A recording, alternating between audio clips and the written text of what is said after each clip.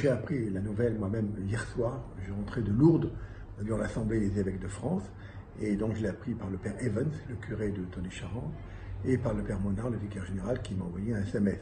Donc ma réaction, évidemment, c'est une grande tristesse, parce que quand il y a un vol de tronc dans une église, bon, c'est embêtant, c'est ennuyeux, bien sûr, ça fait des dégâts, et puis il y a un vol, mais ce n'est qu'une plaie d'argent, comme on dit. Parce que là, c'est beaucoup plus grave.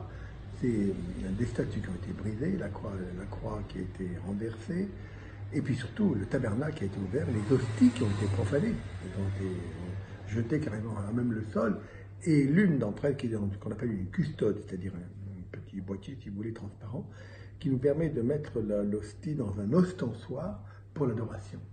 Donc les catholiques sont très attachés à ça.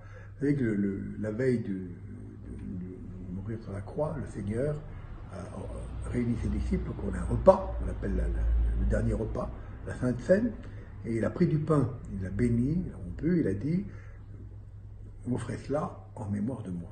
Et depuis ce temps-là, en mémoire de ce dernier repas, nous célébrons la messe quotidiennement. Donc l'hostie qui est dans le tabernacle, ce n'est pas simplement un morceau de pain. Pour nous, c'est le corps du Christ. Vous voyez. Donc les personnes qui ont fait ça, sans doute le savent, et ont profané donc le Seigneur. C'est la raison pour laquelle j'ai demandé que jeudi prochain à 18h, il y ait une messe qui soit célébrée, une messe de réparation.